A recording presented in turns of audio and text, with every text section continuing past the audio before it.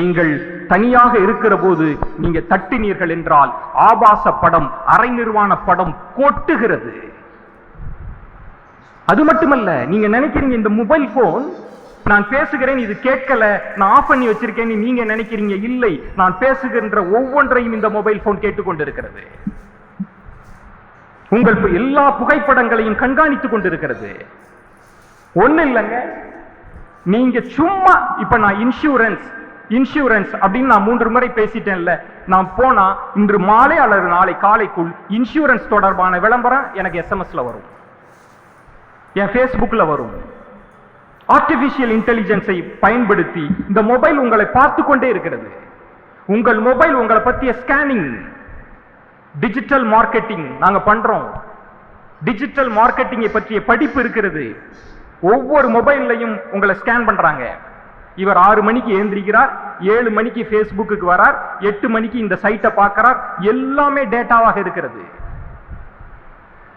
நீங்க ஒண்ணு இல்ல, ஒரு சின்ன ஒரு வீடு அப்படின்ற ஒரு ஹவுஸ் லோன் போட்டீங்கன்னா பேஸ்புக்ல தொடர்ந்து ஹவுஸ் வாங்குற விற்பனை பற்றிய விளம்பரங்கள் வந்து கொண்டே இருக்கும். காரணம், இந்த மொபைல் உங்களை கண்காணித்துக் கொண்டிருக்கிறது. இந்த இடத்தில் தான் சொல்கிறேன், பெண் பிள்ளைகளுக்கு சொல்வேன், மாணவர்களுக்கு சொல்வேன், நீங்க தப்பி தவறி, நீங்க அடலசன்ட் ஏஜ், நான் வெளிப்படையா சொல்றேன், ஓப்பனா சொல்றேன், நம்ம குடும்பம்ன்றதுனால சொல்றேன், செக்ஸ் அப்படின்னு ஒரு வார்த்தையை நீங்கள் டைப் செஞ்சிட்டீங்கன்னா அது புரிஞ்சுக்கும். ஒரு அடலசன்ட்ல ஒருத்தன் இருக்கிறான், அது தொடர்பான அத்தனை சைட்ஸையும் உங்களை லிங்க்ல கொடுத்துக்கிட்டே இருக்கும், உங்களை தள்ளி கொண்டு போய் கொண்டே இருக்கும். மாட்டிக்கொள்ளக்கூடாது. நான் பசங்களுக்கு சொல்வேன், நான் அந்த இடத்தில் தான் சொல்லுவேன், உங்க அப்பாவை நினைங்க, உங்க அம்மாவை நினைங்க. வாழ்க்கையில் ஜெயிக்கணும் தம்பி. நமக்கு இப்ப தெரியாது. நான் போன வாரம் திருச்சியில் ஒரு கல்லூரியில் பேச போயிருந்தேன். கல்லூரியில் பேச போயிட்டு முடிச்ச பிறகு ஒரு நண்பன் வரான், ஒரு உருக்குலைந்த உருவம், சாதாரண கசங்கிய வேட்டி சட்டையோடு வரான். என்னை பார்க்கிற போது நான் அவனை பண்றேன், அவன் என்னை பார்த்துட்டு கேட்கிறான், என்ன தெரியுதா அப்படிங்கிறான். நான் பார்த்த பிறகு பாலசுப்ரமணி அப்படின்னு, ஆமான்னு என்னை கட்டி பிடிச்சிட்டான். வேற யாரும் அல்ல, என்னோட அவன் டிப்ளமா படிச்சவன். நான் எந்த இடத்தில் இருக்கிறேன், அவன் எந்த இடத்தில் இருக்கிறான். அதனாலதான் சொல்வேன், பிள்ளைகளுக்கு சொல்வேன், மாணவ கண்மணிகளுக்கு சொல்வேன், வாழ்க்கையில் நட்பெல்லாம் ரொம்ப முக்கியம்.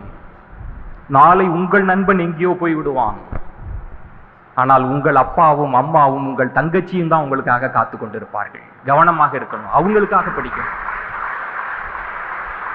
நிறைய பேர் கல்லூரி காலகட்டத்தில் அவன் சீரழிவுகளுக்கு ஆளாவது எப்படி தெரியுங்களா?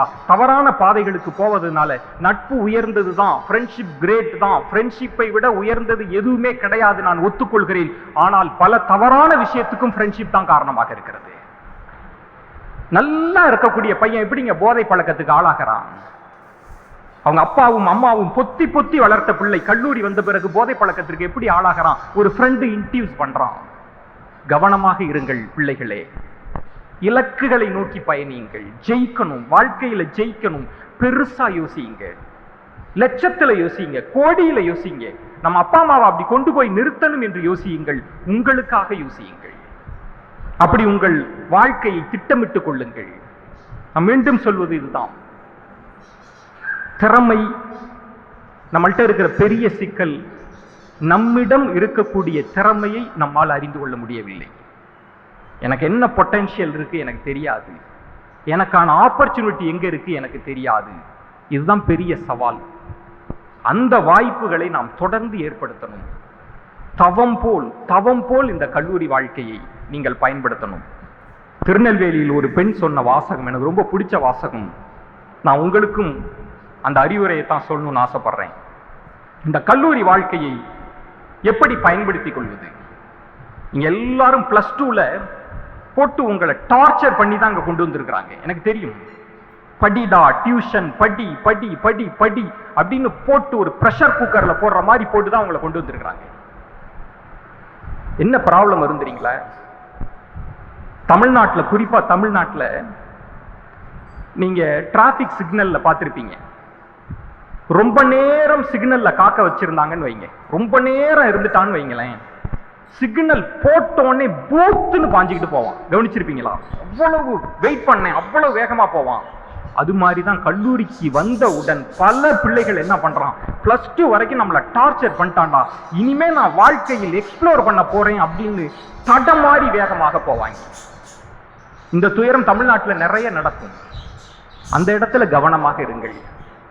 அப்போதான் எனக்கு அந்த பொண்ணு சொன்ன நினைவு வருகிறது. உங்கள் கல்லூரி காலத்தை எப்படி நீங்கள் கட்டுமானம் செஞ்சு கொள்ளணும்னா, நான் திரும்பவும் சொல்றேன், உங்க ஃப்ரெண்டா சொல்றேன், படிப்பு படிப்பு படிப்பு அப்படிலாம் நான் இருக்க சொல்ல மாட்டேன். அது தேவையும் அல்ல, அது வாழ்க்கை வெற்றிக்கு உதவாது. எப்படி இருக்க வேண்டும் என்றால், அந்த பெண்மணி சொன்னாள், வாழ்க்கையில கல்லூரியில வெறும் சந்தோஷம்னு மட்டுமே இருந்துட்டோமே, படிப்புன்னு ஒன்ன நினைக்காம வெறும் கொண்டாட்டம்னு மட்டுமே இருந்துட்டோமே அப்படின்னு நினைச்சு கவலைப்படக்கூடாது. ஐயோ படிப்பு படிப்பு படிப்புன்னு மட்டும் இருந்து ஃப்ரெண்ட்ஸோட ஜாலியாக இல்லாம போயிட்டோமே அப்படின்னு வருத்தப்படக்கூடாது. இதை பேலன்ஸ் பண்ணுவதுதான் கல்லூரி வாழ்க்கைன்னு அந்த பெண்மணி சொன்னா. நான் ரொம்ப அப்ரிஷியேட் பண்ணேன். அந்த பேலன்சிங் கோடு அதை நீங்க தீர்மானிச்சுக்கணும். எது நம்மளோட பாதை, எது எவ்வளவு லிமிட், அது உங்களுக்கு தெரியணும். அடுத்து முக்கியமான விஷயம், இந்த கல்லூரி காலத்தில் சொல்வேன், ஆசிரியர்கள்.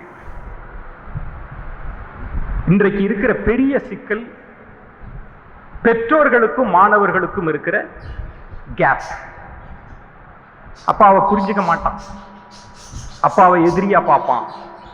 ஒரு 10வது வரைக்கும் 5வது வரைக்கும் அப்பா தான் ஹீரோ. இப்ப புரிஞ்சுக்க மாட்டான், அப்பா வேற இல்ல, நான் இன்ஜினியரிங் வந்துட்டேன், உனக்கு என்ன தெரியும், உனக்கு என்ன தெரியும் அப்படின்னு கேட்கக்கூடிய மனநிலை பசங்களுக்கும் அப்பா அம்மாக்களுக்கும் இருக்கிற இடைவெளி. கல்லூரியில் ஆசிரியர்களுக்கும் மாணவர்களுக்கும் இருக்கிற இடைவெளி. இன்றைய தலைமுறை என்பது ஆசிரியர்களை முன்பு அளவுக்கு இல்லை, ஹேண்டில் பண்றதே கஷ்டமா இருக்கு. ஆசிரியர் என்கிற மரியாதை நீ ஏந்திரிச்ச உன் மனதளவுல இருக்கணும். உங்களுக்கு கற்றுத்தரக்கூடிய ஆசிரியர். எனக்கு ஒன்று நினைவு இருக்கிறது, ஒரு மிகப்பெரிய செவாலியர் விருது வாங்குறாங்க அருணா ஸ்ரீராம். அவங்கள்ட்ட நான் பேட்டி எடுத்த போது அவங்க சொல்றாங்க, நீங்கள் யாரை நினைத்து கொண்டீர்கள் என்று கேட்டபோது அந்த அம்மா சொல்றாங்க, எனக்கு சா பாசான்னு முதல்ல எனக்கு அந்த சங்கீதத்தை கற்றுக் கொடுத்த அந்த வாத்தியார் தான் நினைவுக்கு வருகிறார்.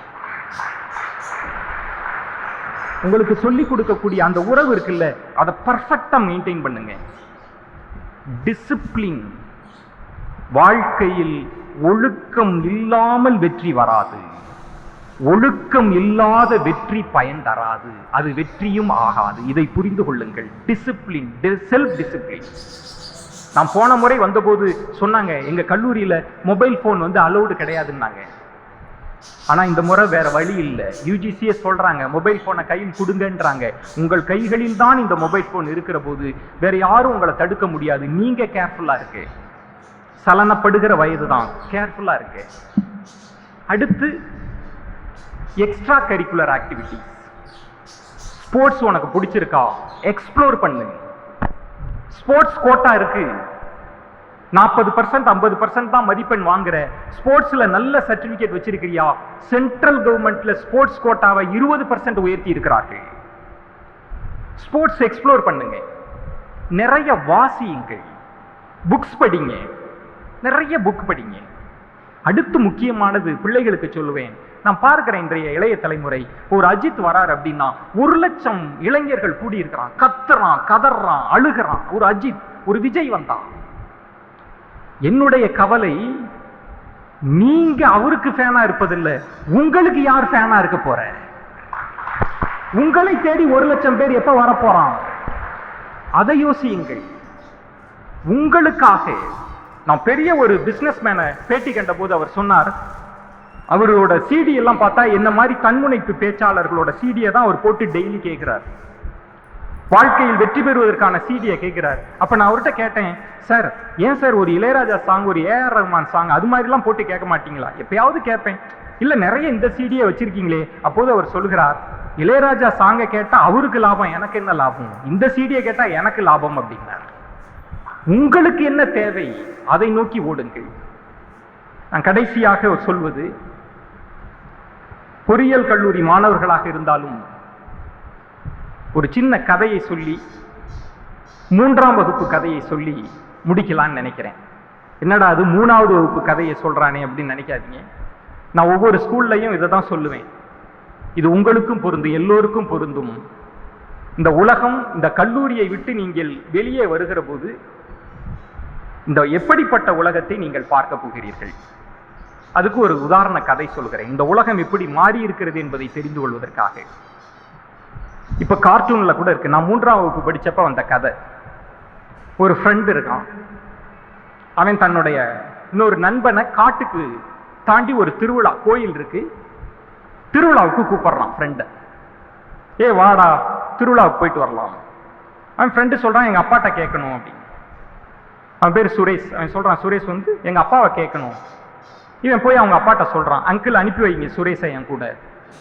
அவங்க அப்பா சொல்றாரு, டே பத்திரமா கூட்டு போயிட்டு வாடா, உன்னை நம்பி நான் அனுப்புறேன், நான் பாத்துக்கிறேன் அங்கிள் அப்படின்னு சொல்லி சுரேஷை கூட்டு போறான். திருவிழாலாம் முடிஞ்சிருச்சு, லேட் ஆயிடுச்சு, இருட்டி விட்டது. 2 பேரும் வெளில வராங்க. அப்படி வந்துட்டு இருக்கிறப்ப காட்டை தாண்டி தான் வீட்டுக்கு வரணும். இந்த காட்டை தாண்டுகிற போது நல்ல இருட்டு வந்துருச்சு. அவங்க நடந்து வந்துகிட்டு இருக்க போது எதிர்த்தாப்புல ஒரு கரடி. கரடி இவங்களை நோக்கி நெருங்கி வருகிறது. இந்த பையன் சுரேஷ் ஃப்ரெண்டு கிட்ட சொல்றான், டே கரடி நம்மளை நோக்கி வருதுடா, ரொம்ப பயமா இருக்குடா, கரடி நம்மளை நோக்கி தாண்டா வருது அப்படின்றான். இவன் ஃப்ரெண்டு பார்த்துக்கிட்டே இருக்கிறான். கரடி ரொம்ப ஃபாஸ்டா நெருங்கி வருகிற போது டக்குன்னு அவனுக்கு மரம் ஏற தெரியும். சுரேஷை விட்டுட்டு அவன் மரத்துல ஏறிட்டான், கிளையில ஒளிஞ்சுக்கிறான். கரடி இன்னும் நெருங்கி வந்து விட்டது.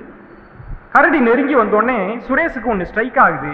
கரடி எப்போதுமே இறந்த உடலை தீண்டுவதில்லை. செத்து போன உடலை கரடி தீண்டாது. உடனே மூச்சை அடக்கிக்கிட்டு படுத்துக்கிறான்.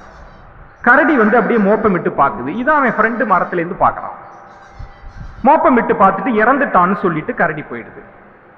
இவன் கீழே இறங்கி வந்து சுரேஷை சொல்றான். சுரேஷ் எழுந்திரிச்சோடனே வாடா மச்சான் அப்படின்னு கழுத்துல தோல்ல கையை போட்டு அப்படி போறப்ப கேட்கறான் மெதுவா சுரேஷ் கிட்ட, டேய் நான் மரத்துல இருந்து ஒண்ணு பார்த்தேன், என்னடா? கரடி ஏதோ உன்கிட்ட சொன்ன மாதிரி இருந்ததேடா, ஏதோ உன் காதுல சொன்னிச்சேடா. அவன் சொல்ல, ஆமாடா சொல்லிச்சு அப்படின்னு. என்னடா சொல்லிச்சு அப்படின்னு. கரடி சொன்னிச்சு, யார வேணாலும் நம்பு, ஆபத்துக்கு உதவாத நண்பனை மட்டும் நம்பி எங்கும் வந்து விடாதே அப்படின்னு கரடி சொல்லிச்சு. இப்போ மாரல் ஆஃப் த ஸ்டோரி நான் படிச்சப்ப இதனுடைய மாரல் என்ன அப்படின்னா, நண்பனுக்கு உதவ வேண்டும், நட்பு பெரிது, நம்ம நண்பனை ஆபத்து காலத்தில் அவனுக்கு கை கொடுத்து தூக்கி விட வேண்டும். இத என்னோட ஜெனரேஷன்ல படிச்சோம். ஆனா இதே கதை இப்ப மாறி இருக்கு. உங்க ஜெனரேஷன்ல இந்த கதை மாறி இருக்கிறது, இந்த உலகம் மாறி இருக்கிறது, எதிர்கால எல்லாமே மாறி இருக்கிறது. அது என்ன கதைன்றதுக்கு முன்னாடி ஒன்ன சொல்றேன். இந்த ஃபர்ஸ்ட் ரேங்க் வாங்குற பசங்க எல்லாம் அங்க வந்திருப்பாங்க. ஃபர்ஸ்ட் ரேங்க் வாங்குறவங்க, ஃபர்ஸ்ட் பெஞ்ச் ஸ்டூடெண்ட்ஸ். நீங்க தமிழ்நாடு ஃபுல்லா ஃபர்ஸ்ட் ரேங்க் வாங்குற அந்த ஸ்டூடெண்ட் கிட்ட ஒரு பிளட் டெஸ்ட் எடுத்து பார்த்தீங்கன்னா எல்லாருக்கும் ஒரு டிசீஸ், ஒரு ரிசல்ட் ஒன்று வரும். ஒரு டிசீஸ் இருக்கு ஃபர்ஸ்ட் ரேங்க் ஸ்டூடெண்ட். அது என்னன்னு கேட்டீங்கன்னா, நீங்க எந்த ஸ்கூல்ல எந்த ஃபர்ஸ்ட் ரேங்க் எடுக்கிறவனையும் பாருங்க, இந்த எக்ஸாம் எழுத போறதுக்கு முன்னாடி அவன் கையை பிடிச்சி, டே மச்சான் இதை படிச்சுட்டியான்னு கேளுங்க, ஏண்டி இதை படிச்சுட்டியான்னு கேளுங்களேன். ஃபர்ஸ்ட் ரேங்க் எடுத்தவன், ஐயோ நான் எதுவுமே படிக்கலடி அப்படின்னு, எதுவுமே நான் படிக்கல. இது ஃபர்ஸ்ட் ரேங்க் மேனியா.